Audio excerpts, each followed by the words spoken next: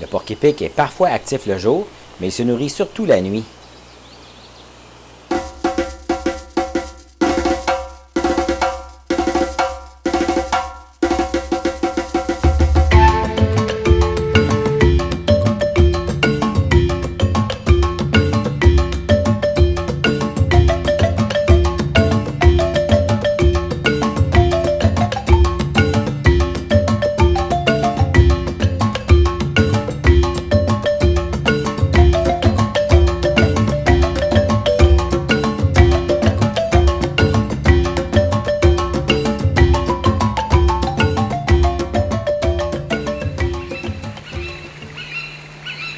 Aujourd'hui, on est le 1er mai 2015. Je suis dans un secteur forestier.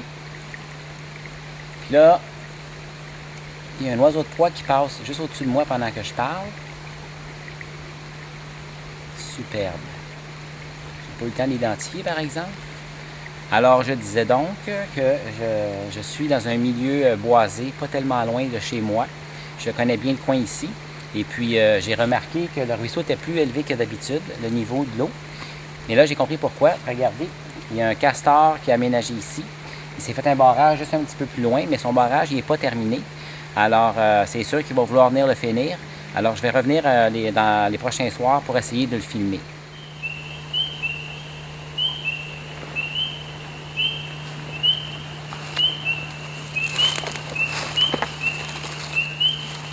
J'étais arrivé au moins 2 heures avant la noirceur. J'étais très bien caché.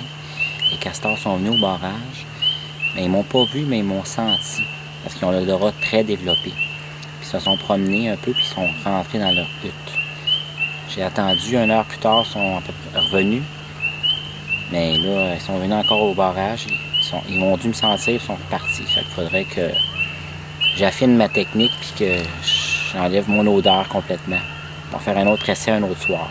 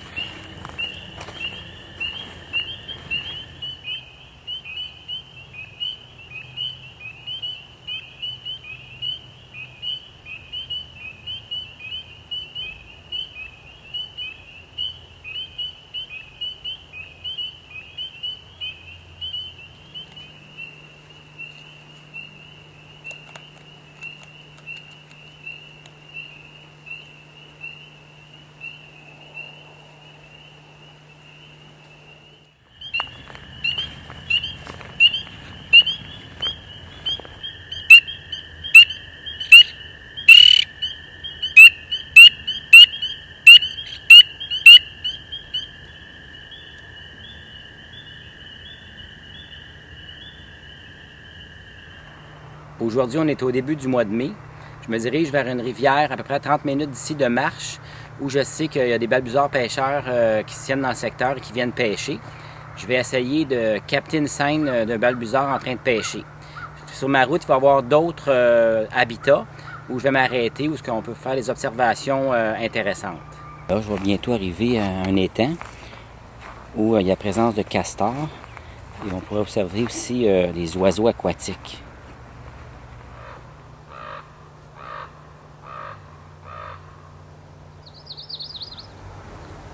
Voici l'étang.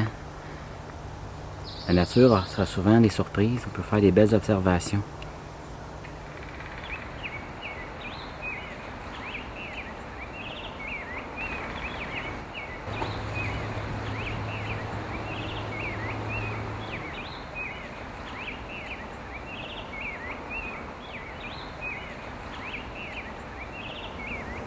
Il y a un escale bronzé de l'autre côté de l'étang qui cherche la nourriture.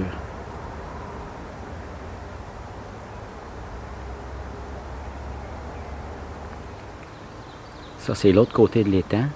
On peut voir le barrage de castors.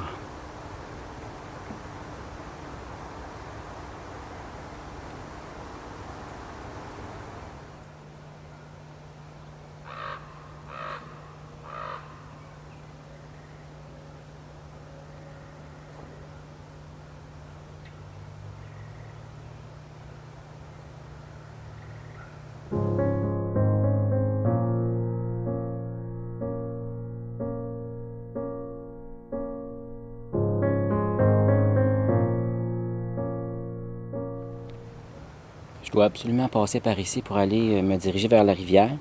C'est un petit peu acrobatique parce que c'est boueux et glissant. On ne voit pas toujours la boue en dessous des feuilles.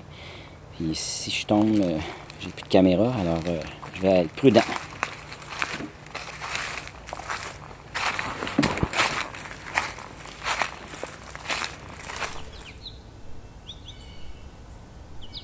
Le treillis blanc a été désigné espèce vulnérable en 2005 au Québec.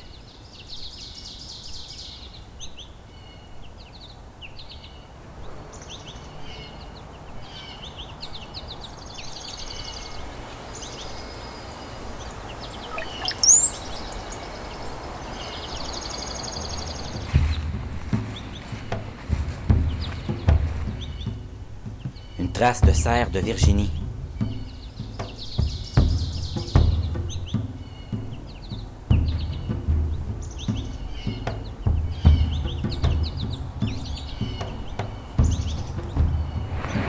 On est presque arrivé à la rivière. On l'entend.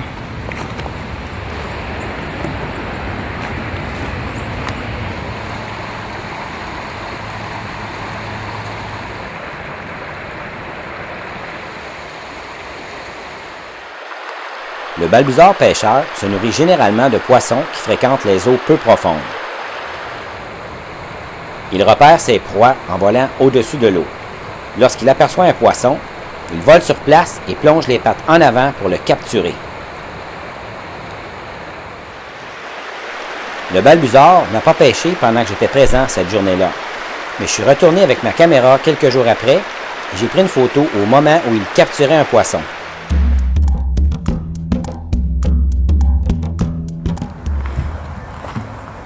Ici, c'est un bon secteur pour observer la gélinotupée.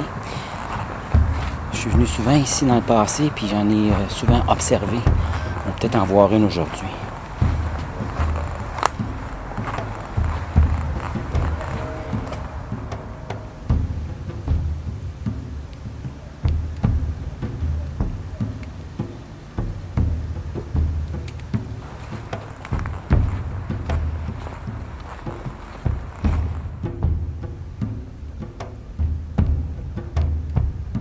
Les têtards sont sortis de leurs œufs, mais demeurent près de la masse gélatineuse.